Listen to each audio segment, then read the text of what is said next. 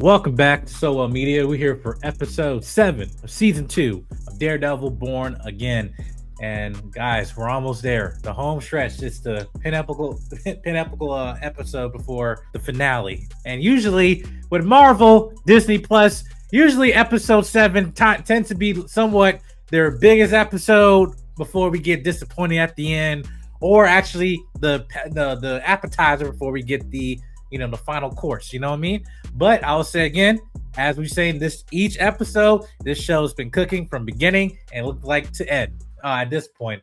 As we start off here, we got some actual connectivity information here. Return of Matthew Lillard, explaining as Jessica is showing up to his place, like, hey, he was the one that sent those men over to her house, and say, hey, you better don't mess with me. I'm the only person that has connection to Luke.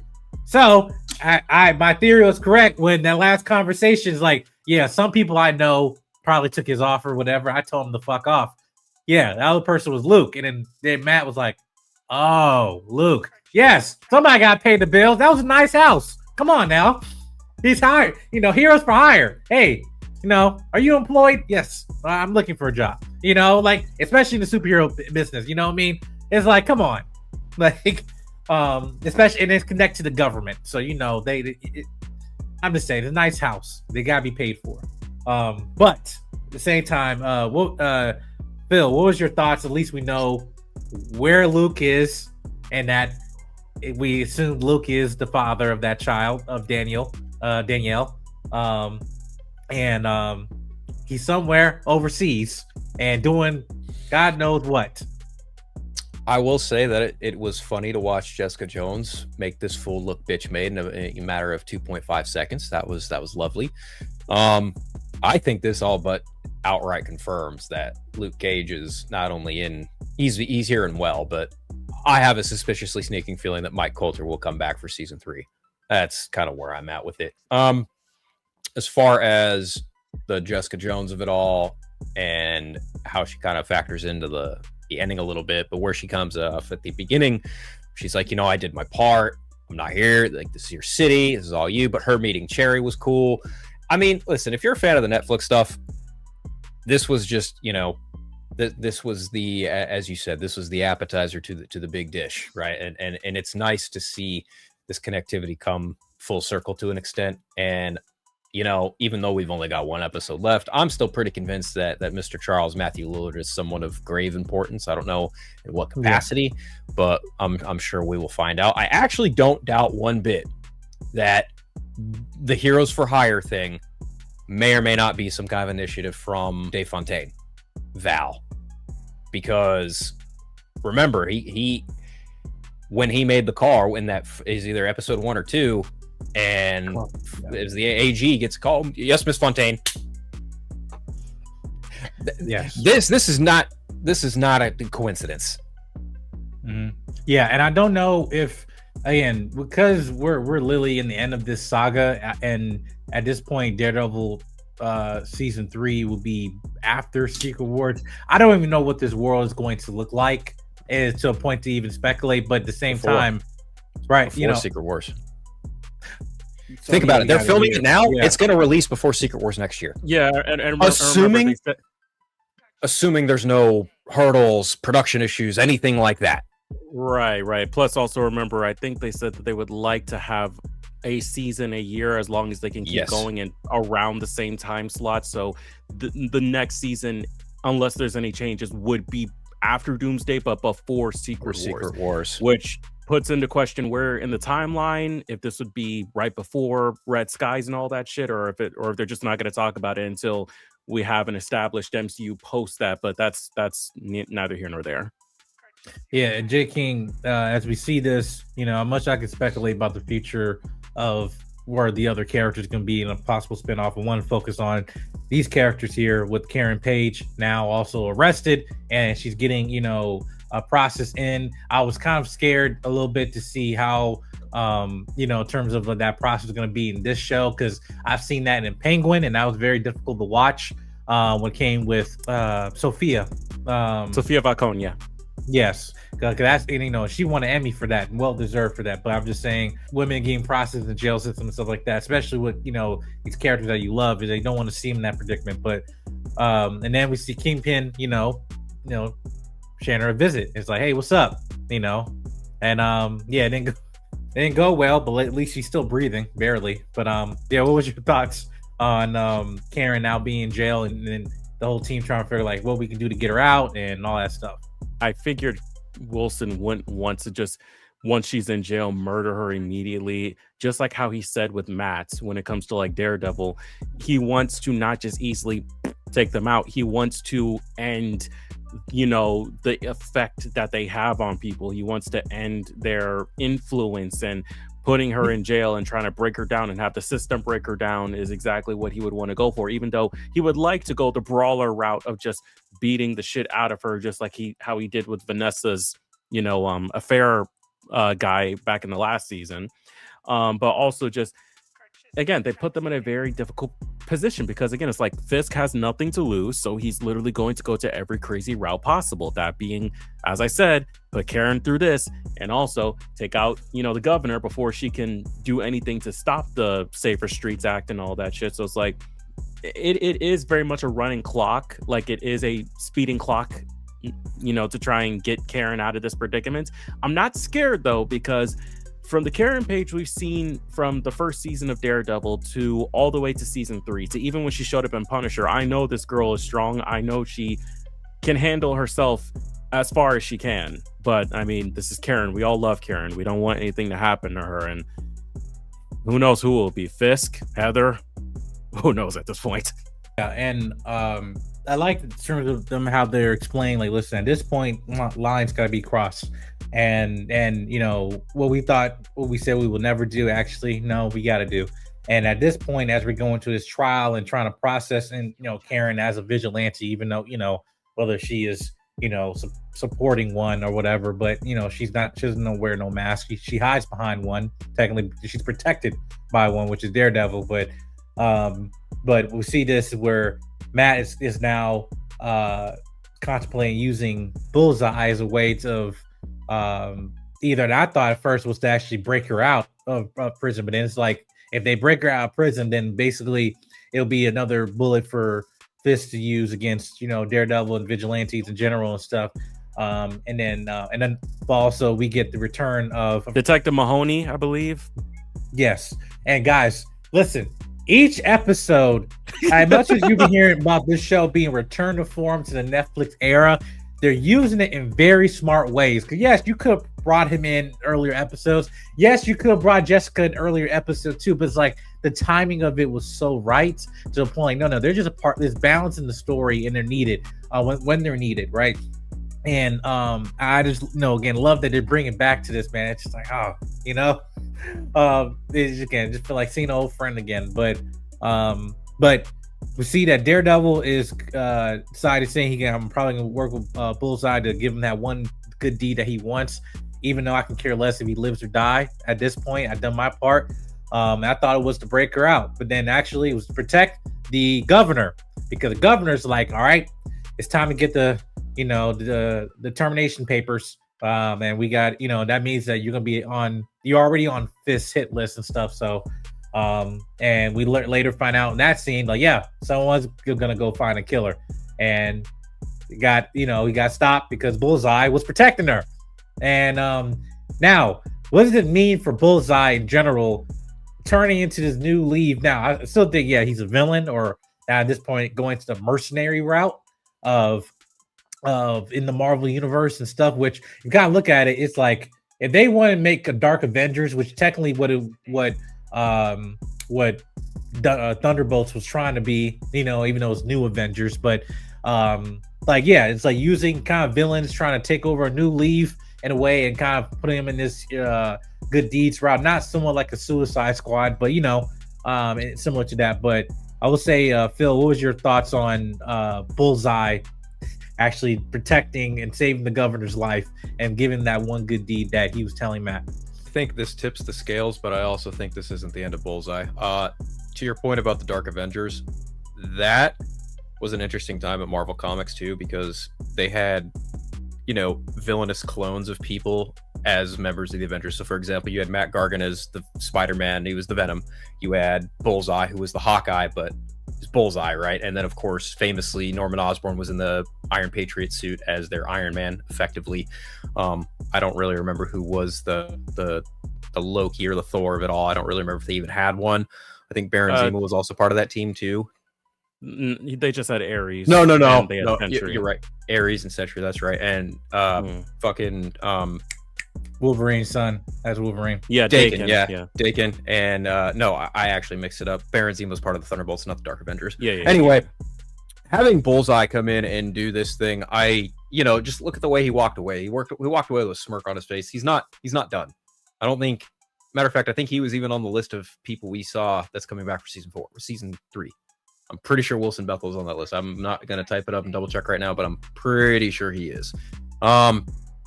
It was cool, but also I really liked the conversation between him and Matt, where Matt was like, look, dude, I hate you for what you did to Foggy. I am not going to ever not want to kill you. And what you've done is horrendous. But if you really want to do something good and you want to get back at Fisk, then go save the Attorney General, go save the governor, right? Go do this one thing. And maybe, just maybe Matt, and I think that's kind of the Matt's blind spot in thinking, if you really think that this is going to be the end of Bullseye because he does this one thing, I think you were sorely mistaken.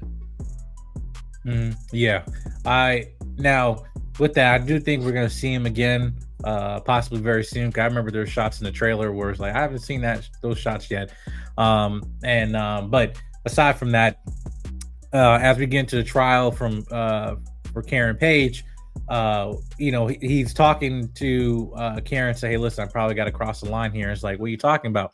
And then maybe it's him when Matt Murdock is in hiding or missing, and then he's like, okay, I have another attorney to defend for me, and then is Matt Murdock walking into the courtroom, which I say tops his entrance he had in She-Hulk.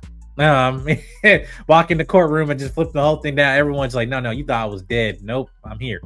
And then it's nice that, again, the screenplay of court dramas for these shows, even in the Netflix era too, is just, again, it's a masterclass in terms of how dealing with law and making it entertaining at the same time, and I like that, he was challenging the anti-vigilante group as well, and knowing that, hey, I know what who you are, and I know you're trying to kill me, or you tried to kill me before but it didn't work out for you, and then also treading that line of evidence and stuff of the corruption of Kingpin and his administration and everything, and also just the court just keep saying, objection, your honor, sustained, sit down, but yet at the same time, it's not that I'm trying to convince a jury, I'm trying to convince the public eye, because it's being recorded.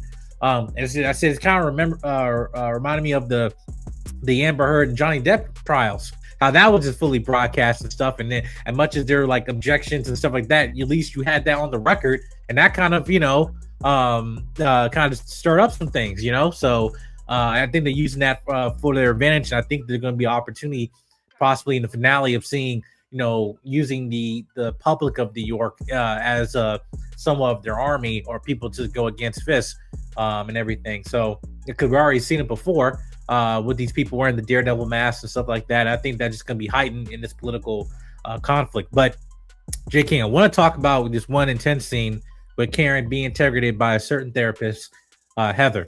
And Heather is now going off the deep end in her, now I think her muse journey, and we want to call it, now being more aggressive. Even the way she's moving and her body language is kind of more different, and Kingpin notices that too. So just what was your thoughts on that of Heather? Look, like I said last episode, what Buck did kind of, I think, made Heather in her mind think that the routes she wants to go and being the one in control of the situation rather than how she was when Muse attacked her has definitely awakened something, because she definitely thought that she had that whole situation under hand. She thought she had Karen made, but Karen it was a crazy back and forth, now seeing two love interests of Matt Murdock, one in the right and one clearly in the wrong, or at least that's what Heather thinks, going at it. Her bringing up her past with what we saw in the flashbacks with her brother and her father and her old boyfriend before Matt, before she had come to New York and met him in Foggy, and also her connections to Frank Castle and trying to use that to break her, but then Karen basically spitting it back. Like, it was just a crazy thing, especially when you see that reflection of Muse in the back, almost if he's on the other side of the glass looking at it all. It's just like, the more and more it goes, the more it's like we are literally at the boiling point where she's about to put on that mask and thinks that everything that she's doing is justified. Like, we are that close to Heather just becoming the new Muse. And at this point, I'm here for it because I am awaiting the day that Karen beats her ass. I am awaiting that moment. But it was a very intense and very interesting scene, and definitely one that I didn't think about, but now I'm just like, yeah, no, I definitely was waiting for a scene like this between these two characters, especially after barely having Karen in the first season, and now you have her and Matt rekindle their relationship and now go to the Psycho X, the Psycho X sort of situation. It was a very interesting scene, and I hope it's not the end. Hopefully, though, the tables are turned by that point. But yeah, but we're definitely close to her becoming Muse. Yeah, and I first of all, I'll shout out to the actress that plays Heather. I think she's doing a really good job of growing and more involved in her role in this season than just being like a somewhat love interest to Matt in season 1. But I like that dynamic, and again, this tension between Karen and her, and definitely I think it's setting up stuff for possibly in season 3. But as we kind of get into the end of this episode, well, also is like we have that dynamic between Danielle and BB, and I'd say RIP. Was it Daniel? Yes. Yeah, Daniel. You said Danielle. That's Justin Luke's kid. Danielle. So there's two names. Right, there's two. Danielle is Luke and Jessica's daughter, and Daniel is Soprano's kid. And he did, again, this is a signing off episode because he's been compromised with BB, which I must say, she's been getting on my nerves, just being reckless and stuff. Like, you actually give a damn about this person, you wouldn't just kind of put him in this predicament, but then you kind of did because you got a job to do, but yet he's also playing with the devil. So it's like he also made a choice he made as well. But he had an opportunity to turn her in, and he chose not to, and kind of deviate from that and allow BB to go away scot-free and not tell him her location and everything. Gave him his phone, and to actually deal with Buck head on. And now, Phil, I wanted you to talk about this, about the interaction of Buck and Phil leading up to Daniel's death, because I think as we lead up to his death, there is a part of what Daniel was telling him, like, hey, how long is it be until you're the person who has a gun pointed their head in this current Fisk administration and everything, right? Because today is me, the next tomorrow's probably going to be you. But yeah, what was your thoughts on that, and thinking that maybe a part of Buck died, or at least a part of him, his ideals probably been challenged because of Daniel's final words before death? I would just like to say that young soprano Gandolfini did an excellent job portraying this, gray area character where you see where his obvious allegiances lie, but you can see that he's morally compromised in a way that he knows full well what he's doing is completely horrendous. And BB at the center of it all, being the one to kind of like not direct him in a way, but kind of like be there to check him and say, do you really think what you're doing and what Fisk is doing is truly great for the city? And I think the revelation of like, he killed my uncle, did you know that? I think that's the thing that made Daniel realize, all right, well, if I have an affection and feeling for this woman and I want to protect her at any means necessary, then I'm going to have to make the ultimate sacrifice. And he does. He does do the heroic thing in the end. I think that's very interesting, but you can't help but marvel at the kid for doing the right thing in the end, because even in the wake and face of all this shit, he stared down Buck, and Buck told him, like, you're gonna tell me one way or the other, and he's just like, fuck you, Buck. It's like getting ready to move on from a job, but you haven't quite found a new job yet, and you're looking at your boss, and he just said that one thing that really irked you, and you're like, you know what, I'm done, fuck you. And that's ultimately what it boils down to. And he, at that point, that was Daniel effectively going, fuck you, I quit. Do whatever you're going to do to me. And Buck, in that moment, like when he tells him, you know, how long is it going to be before you're on the ground, bloodied, beaten to a pulp with a fucking gun pointed in your face, right? And Buck took that into consideration. That's why he hesitated to shoot him until he did. And then after he shot him, he still looked back, because what Daniel said was true. Look at what happened to Wesley. Buck is now thinking very clearly, what is going to happen to me? Because my boss is so fucked in the head right now, I have no idea if my position is even permanent now. I could say the wrong thing at the wrong time, and Wilson Fisk could crack my skull. So now, I think Buck is thinking a little bit differently. He's probably still very loyal to Fisk, but I think what Daniel said did get to him.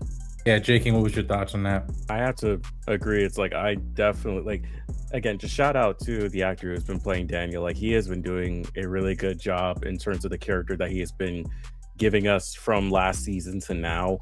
And it's just like, I had a feeling that if they really weren't going to kill BB, then Daniel would have had to die, because the position that she put him in and how he feels towards her definitely made it clear that one or the other is going to have to die. And I knew over time, it's like, BB, not right now, or at least not ever, potentially. It's like, we're not going to have two Yurks to get killed here. But Daniel, it's like, yeah, no, I know that his connection to Buck and what he said definitely got to him, because it's like, as Phil said, there was a lot of hesitation there. There was a lot of like, to the fact that I almost thought for a second maybe he was going to just be like, go get the hell out of here and don't ever return, sort of thing. Don't even go to your mom, just leave New York. I thought for a second maybe he was going to hesitate and just let him leave and question what the hell he does now, especially with Fisk. But it's like, no, he shot him. But I know that there's a possibility that he probably couldn't have. Again, it's a whole very complex thing, and it is a very complex connection between these two characters that have basically been the bootlickers for Wilson Fisk. That is just like, man, like Daniel definitely went out on his own, though. I will say that he went out making his own decision. He went out having a spine at the very least. So I can definitely say that he didn't go out like, you know, a coward. How some of it, yeah, like a coward. Thank you. Yeah. So that's all I can really say about that. And Buck, might want to start thinking, because as said, that's two people that work for Fisk gone, and Fisk's wife is gone, so he's unhinged. So borrowed times for him right now. Yeah. As we kind of get into the before the last episode, again, I think the momentum has been built up beautifully. And I think, again, all these characters, their motivations, and also what they have lost, and also the chess pieces that are put in place to actually see how this thing is going to turn out. And I don't know. I don't think, obviously I don't think Kingpin's going to die. I do believe he's going to be removed as mayor, but in what capacity? Because it won't be, by will, but nothing without force, right? So, and also, again, who is going to show up in this finale? I have no clue. And I don't care. And because I just want to have a good conclusion to this great season. Probably, again, one of the best seasons that Marvel Disney Plus has done. And I think this show is, again, a perfect example of writers learning from their mistakes, also playing to their strengths when they know, hey, this IP, we know we've done this before. That was great. Let's continue on with that. Let's not try to reinvent the wheel of this. And let's get back to our roots and the foundation of these characters, who they are, and what this entire show is, right? While we're also introducing new characters too that are tying into the overall story. I think it's real well balanced, and I think also too Jessica adding into this, she plays very well where she's out when she needs to be. When she's like, hey, listen, I'm only here to help you. I gotta go back to Danielle. I'm a mother, and again, the fact of her just like she continued about like, hey, I'm a mom now. I can't just be doing reckless stuff anymore. Which before she's like, I don't care. I'm gonna do, we gotta do what we gotta do, right? She's a private investigator. So it's like, but no, she got responsibility now. And seeing that, her character to me just was very beautiful to see, just that evolution of her, as even though she's still trying to help Matt, because she he's a friend, you know what I mean? So I'm really intrigued how they're going to use her in the finale, in what capacity, because I also don't think Jessica Jones and Wilson Fisk never met, never had a scene together, so that's be interesting. But yeah, anyway, I'm looking forward to it. Make sure you subscribe button, comment, like, and share. Let us know your thoughts on this episode as we get ready for episode 8 of Daredevil Born Again season 2, the finale. Guys, we're almost there. Let's get to it, y'all. All right, we'll see you guys next video. Peace.